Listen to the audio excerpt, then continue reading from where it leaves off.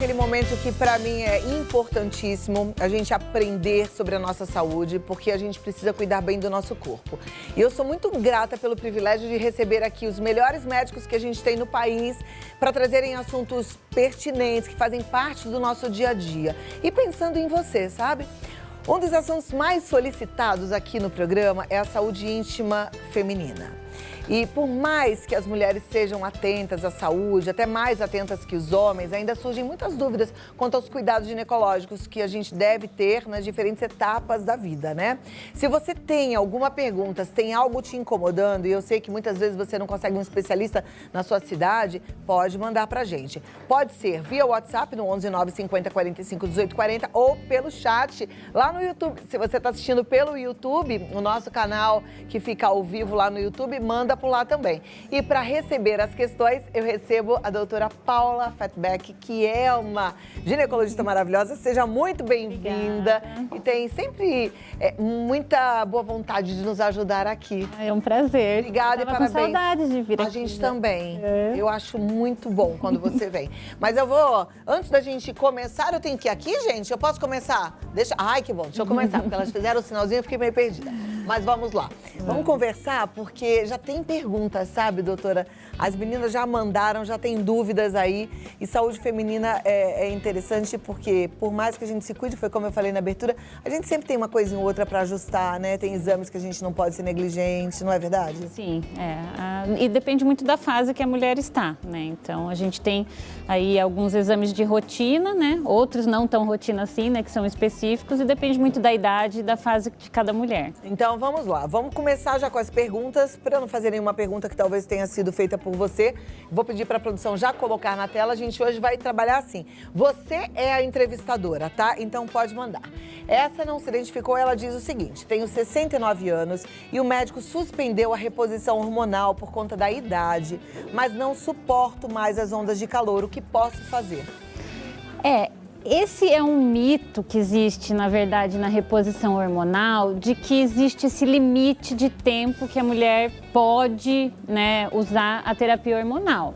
Isso não é mais uma verdade, né, Cláudia? Assim, aqueles 5 anos, 10 anos e limite que a mulher pode se beneficiar da terapia hormonal, pela literatura, ela já não é mais, não é mais verdade, mesmo porque a gente foi mudando, né? A mulher de 69 anos antigamente era uma e hoje em dia é outra, né? O que ela precisa fazer? Ela precisa ter um acompanhamento, né, de um ginecologista. A gente nunca deve, principalmente, fazer reposição hormonal sozinha, né, e sem um especialista que conheça realmente, né, os hormônios, mas ela não precisa suspender por causa da idade, né? Perfeito. Então, isso é um conceito antigo. Ela tem, né, que usar, se ela tiver sintomas, tem que acompanhar, mas ela pode, né, eventualmente, assim, procurar uma segunda opinião, né, e não existe esse limite de idade mais, não. E eu vou te falar, procure uma segunda opinião e nem precisa ficar chateada com o seu médico. O que acontece é que a medicina é uma ciência em constante evolução.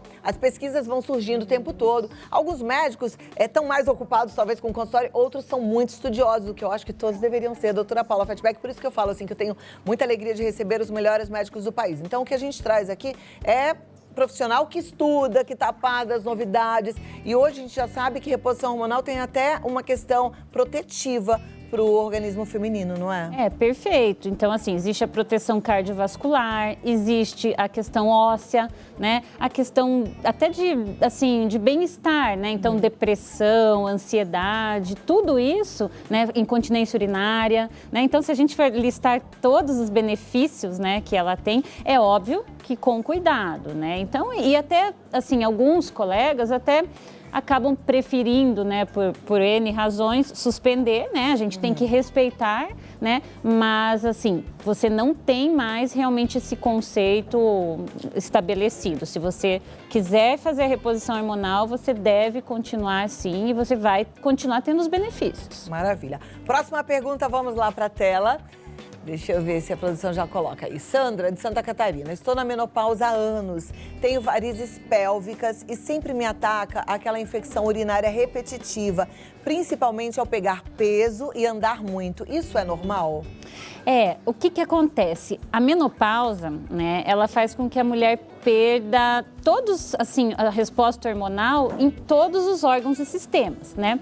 A vagina e a uretra, né, que está ali no trato geniturinário feminino, ele é muito dependente de um hormônio que chama estradiol, que é o hormônio feminino e que é o principal responsável pelos sintomas. Então ali você meio que, ela fica atrófica, ela fica seca, né? E isso predispõe, né, a mulher a ter essas infecções urinárias de repetição. Então ela perde esse hormônio, os receptores na uretra, perde na vagina, então isso faz com que realmente isso aconteça.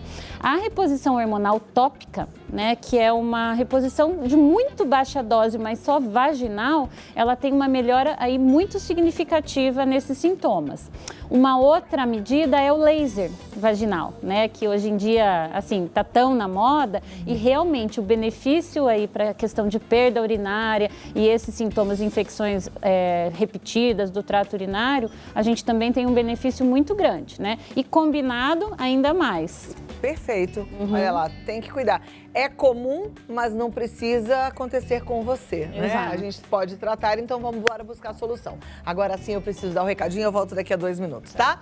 Vem você comigo aqui, porque a gente vai continuar falando sobre a sua saúde íntima, mas a gente vai falar também agora sobre a sua saúde mental, porque muitas vezes a gente, sem perceber, está se esquecendo da gente mesma. E a nossa autoestima vai ficando cada vez mais baixa, porque quanto menos a gente se cuida, mais baixa fica a nossa autoestima.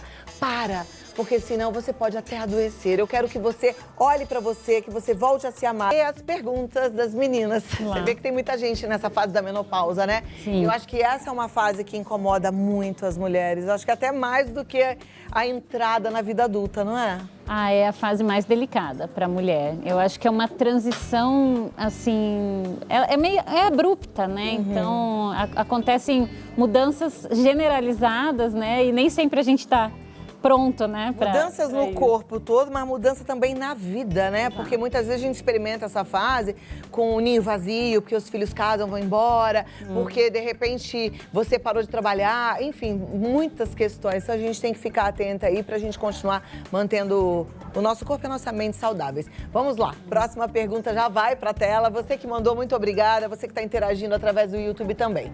A Ana de Salvador, podemos pegar infecção urinária ao usar banheiro público?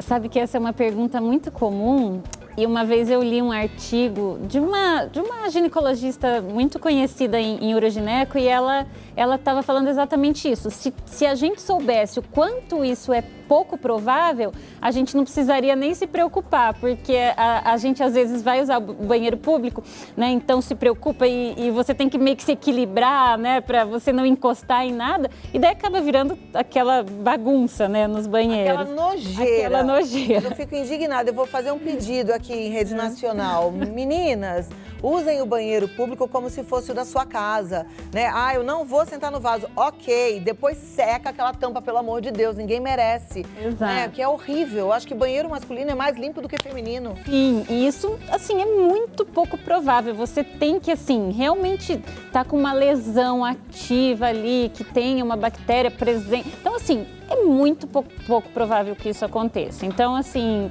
a resposta é basicamente não. Aí ela perguntou sobre infecção urinária. E DST, que são as doenças sexualmente transmissivas, pode pegar uma contaminação no banheiro?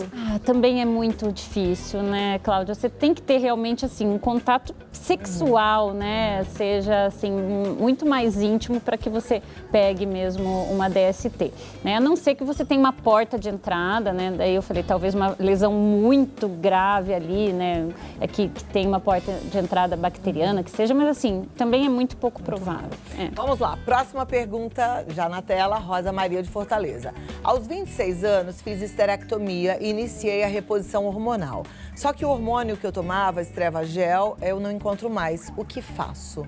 O Estrevagel realmente, acho que ele saiu do mercado, né? Você tem outros, né, hormônios que substituem, né? Então, em gel, inclusive, né, você tem, não sei se eu posso até falar Teve aqui. uma época que eu usava um gelzinho o estrogel. feminino até. Isso, você tinha o estriol vaginal, hoje em dia a gente tem um gelzinho na barriga. o estrogel. Estrogel, era exato, isso. o estrogel, que ele é o mesmo princípio ativo do Estrevagel. Você tinha também os tópicos, os PETs, que eram os adesivos também, desde a pandemia, por causa de insumos estar em falta no Brasil, mas o estrogel substitui bem, né? A única coisa seria bom só ela daí passar no ginecologista e ver a dose que é ideal para ela e fazer o segmento, né? Não comprar direto na farmácia e começar a usar. Mas existem substitutos, sim. É importante a gente sempre fazer a dosagem hormonal da gente, viu? Não só os hormônios sexuais femininos, mas também os outros hormônios tiroidianos.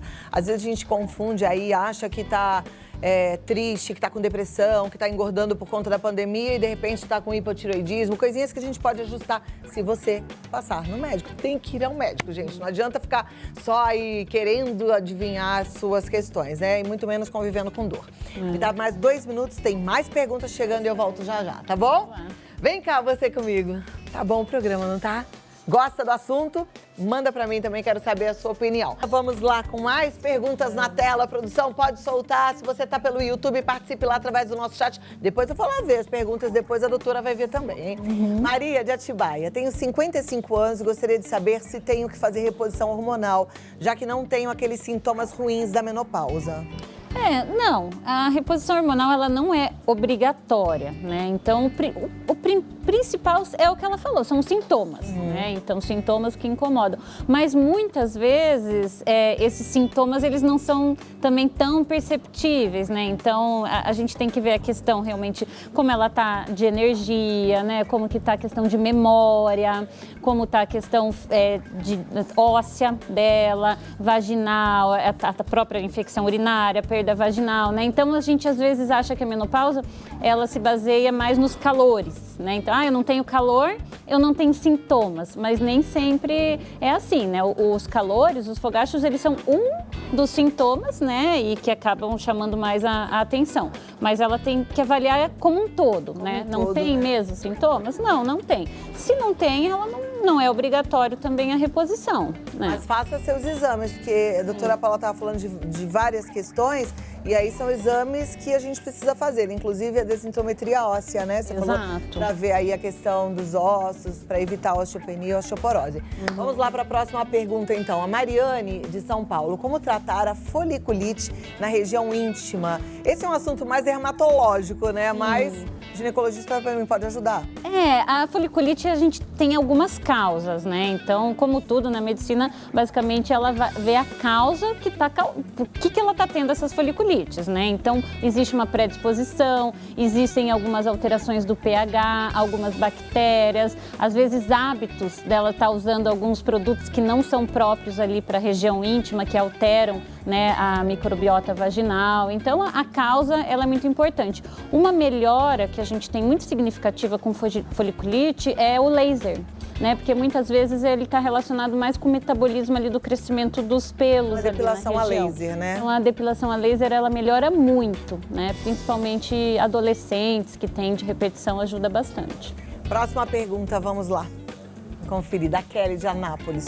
O anticoncepcional pode causar candidíase? Pode, dependendo de qual é o anticoncepcional e como aquele anticoncepcional está reagindo no pH vaginal daquela paciente, né? Então, às vezes, algumas mulheres, dependendo do anticoncepcional, predispõem a candidíase por alteração no pH mesmo. Fica um pH mais básico e ela acaba tendo. Aí, nesse caso, tem que trocar de anticoncepcional. Aí a gente troca.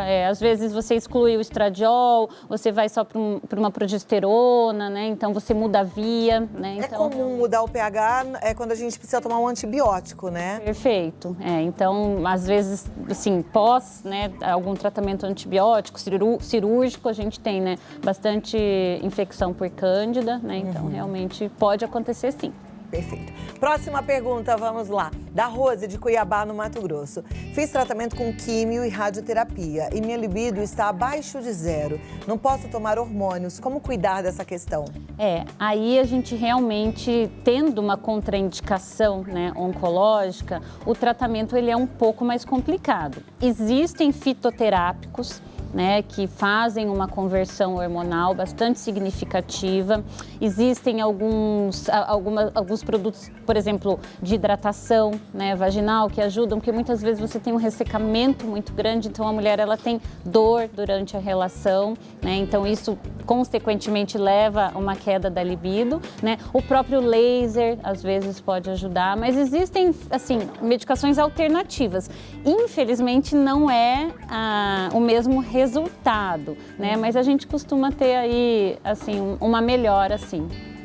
Ok, então, bom consultar. Que tipo de fitoterápico você pode falar? Então, existe a maca peruana, a maca negra, tríbulos terrestres. Então, assim, existem vários Eu já tinha ouvido fitoterápicos. falar de maca peruana. Exato, no mercado que você tem tanto pronto como fórmulas manipuladas, né, que você pode até usar tópico também, né, você fazer ali a reposição via oral, né, dos fitoterápicos, mas também em forma tópica, vaginal, como é a melhora, principalmente no mecanismo aí de conversão, né, hormonal e na hidratação também. Tá joia. Próxima pergunta, vai lá, gente. Vou deixar essa pergunta no ar, hein? É da Anne. E ela diz o seguinte: tenho 53 anos, ainda menstruo normalmente. Corro o risco de engravidar? Vamos fazer um suspense. Tá certo. Será, Anne, que você corre o risco de engravidar com 53 anos? Doutora Paula Fatback vai falar já sobre isso. Paula Fatback, será que a Anne pode engravidar? Ela tem 53 anos, ainda menstrua normalmente. Eu tenho uma amiga que é exatamente assim, né, Cíntia? Ela deve estar assistindo o programa. Pode engravidar? É muito pouco provável, né, Cláudia? Assim, o fato da gente ainda menstruar, obviamente, significa que ela eventualmente tem alguns processos de ovulação, né? É raro, aos 53 anos ainda menstruar, né? A idade média da menopausa é entre 49 e 50. Mas assim, engravidar, na medicina você nunca tem 0 e nunca tem 100, né? Jamais, você fala 0 e 100. Mas é muito pouco provável que ela possa engravidar aos 53 anos, né? Se não quer, se cuida. Se quer, deixa na mão de Deus. Vamos lá. Próxima pergunta, então, é da Maria Lúcia, do Rio de Janeiro. Ter calorões, calafrios, dores de cabeça, insônia, estresse, pode indicar o início da menopausa? Pode. Se pode, né? Só quem passou por isso sabe. Gente do céu, eu tive tudo isso. E um dos sintomas que a gente às vezes não associa muito é dor articular também, sabe? Com todas, assim, todas as articulações, poliarticular também é algo muito, muito associado. E memória, né? Então, às vezes, a gente não se atenta que é a menopausa e a reposição melhora muito, né? A memória. Eu sou muito a favor da reposição hormonal, claro, né? Tem casos como aquela telespectadora que fez a rádio, a quimioterapia, que não pode. Mas, nossa, mudou tanto a minha qualidade de vida. Eu posso falar pra vocês que tem, assim, um divisor de águas, sabe? Antes da reposição hormonal e depois. Claro que antes, sem a menopausa, estava tudo certo, né? Mas a gente sente tudo isso aí, gente. Ninguém merece, nem as pessoas que convivem com a gente, nem a gente mesmo. É pior do que TPM. Bem pior. Não. Vamos à próxima pergunta, então. A Eliane, do Espírito Santo, gostaria de saber se hormônios podem ser perigosos para quem já teve câncer de mama. Foi meu caso há 11 anos. Sim, o câncer de mama é um dos cânceres hormônio dependentes, né, que infelizmente a maioria aí dos oncologistas, mastologistas contraindicam, mesmo fazendo 11 anos, né? Então, no caso dela, muito provavelmente seria mais seguro usar os medicamentos alternativos, né, que a gente conversou. Uma coisa que eu acho que faz muita diferença, e todos os médicos falam isso, eu sei que você também concorda, é a atividade física, né? E ajuda muito, inclusive, nos níveis, nos níveis hormonais, a musculação principalmente. Então, tenta colocar isso na sua vida, exercício aeróbico, a musculação, porque vai te ajudar. Com certeza. Né, doutora? Vamos lá, próxima pergunta. Não se identificou, ela quer saber quais os sintomas da herpes vaginal. A herpes vaginal, geralmente ela costuma aparecer como pequenas vesículas, que são assim, bolinhas vermelhinhas, e essas vesículas, elas rompem rapidamente, formam pequenas ulcerazinhas bem rasas e dói, gente. Ela dói. Então, assim, ficam várias feridinhas rasinhas, que são úlceras rasas, e elas têm, realmente, assim, o sintoma mais, assim, característico é a dor, é uma ardência. Herpes vaginal é como aquela herpes que a gente vê na boca das pessoas, assim? São semelhantes, né? É o herpes 1 e o herpes 2, né? Mas elas, vaginal, elas têm uma característica de ser um pouquinho mais espalhadas. Então, elas ficam mais rasinhas, né? Nos lábios, elas concentram mais, né? Elas formam umas úlceras mais concentradas, né? Você pode ter, dependendo também da gravidade, né? Então, às vezes, você tem lesões pequenas ou você pode ter em toda a vagina. Mas a característica são essas lesões e dolorosas. Elas são lesões realmente dolorosas. O que eu percebo é que eu fico assim, fico com o coração apertadinho, é que muitas mulheres ainda têm muito constrangimento, sabe? De falar das suas questões, às vezes de contar para o médico que tem, por exemplo, um herpes vaginal, que tem alguma secreção diferente, tem vergonha, né? Como ginecologista e como mulher, o que você pode falar para essas telespectadoras, doutora? Eu acho que elas têm que ver o ginecologista delas, né, como realmente alguém que elas possam contar, confiar, né? Então, assim, essa pessoa, né, de confiança, ela é muito importante na vida da mulher, principalmente depois, né, de alguns períodos que a gente passa, né? Então, eu digo, eu tenho verdadeiras amizades mesmo com a minha paciente, né? Então, acho que ela tem que ter realmente confiança e essa vergonha frente, assim, ao profissional que ela tá ali, realmente ela não necessita, né, existir, né? No médico, acho que tudo é muito comum, né? Muito, muito. Então, a gente tem que ter essa tranquilidade mesmo, porque é a sua saúde, né, que tá em jogo. E a gente não tem um julgamento, porque a telespectadora, né, não se identificou, né? Não tem julgamento. Aliás, eu acho que a gente não tem que ter julgamento com nada, porque assim, ninguém escolhe ter ou não uma doença, não é verdade? E tem algumas que eu tenho lido bastante, eu sou muito curiosa, né? Tem algumas que eu vejo que a ciência já descobriu que antes considerava sexualmente transmissível, que agora já descobriu que não é, que faz parte da flora vaginal feminina, não é assim? Sim, várias bactérias, né? O próprio herpes, em algumas vezes, não necessariamente também é contato, né, sexual. Você pode ter uma autotransmissão também, né? Então, você tem lesões muito ativas, então você mesmo, né, se autotransmite. Então, não necessariamente também é só sexual. A maioria mas não é 100%. É bom falar isso, porque eu também fico pensando quanto casamento não entra em crise por falta de informação. Perfeito. Não é verdade? Perfeito, isso mesmo. Então tem que buscar informação, tá? Doutora, foi uma alegria. Tinha mais uma pergunta na tela? Dá tempo dessa próxima? Então, vamos lá. Tem mais uma pergunta que estava aqui na tela. Não se identificou também. Ela diz, eu já tive cistite, mas vira e mexe eu tenho incômodo nas partes íntimas. Faço tratamento e o incômodo passa. Mas depois de um tempo volta de novo. O que eu posso fazer? Não sei que tipo de incômodo, né? Então, assim... Cistite? Tipo cistite, ela quer falar? Pode ser cistite. Assim, esses incômodos recidivantes, eles costumam ser muito associados com candidíase de repetição, que é muito comum você ter essa dor para urinar, essa desúria que a gente fala, que é igual de cistite, né, com a própria cândida. Então, pelo que ela está descrevendo, parece ser mais candidíase de repetição mesmo, que tem tratamento, né? Daí depende muito de qual é o grau, né, dos sintomas, que você faz um tratamento a longo prazo, às vezes até durante 6 meses, né? Você, inclusive, muda a dieta da paciente, atividade física, como você falou. Você vê, a candidíase é uma dessas coisas que a mulher pode ter por ela mesma. Por ela mesma. A cândida, ela é assim, ela é um fungo que ela está presente na vagina desde do nascimento, né, da mulher, ela não é uma DST, né? Então isso é muito importante a gente lembrar, ela não é uma DST e ela depende de vários fatores, né? Então, desde a roupa, né, a dieta, estresse, antibiótico, né? Então parece muito característico de candidíase de repetição. O uso de probióticos também funcionam muito bem, né? Então ela deve procurar aí um ginecologista para se informar, porque tem uma melhora muito significativa. Legal. Bom, doutora Paula Beatriz Fatbeck, ela tá no mãe.med.br, é o site, ou no Clínica Mãe, no Facebook, e Mãe Medicina no Instagram. Olha que Instagram lindo! Mãe Medicina, segue lá, porque tem muitas dicas boas. Eu tenho certeza que você vai aprender bastante coisa. Doutora Paula, muito obrigada.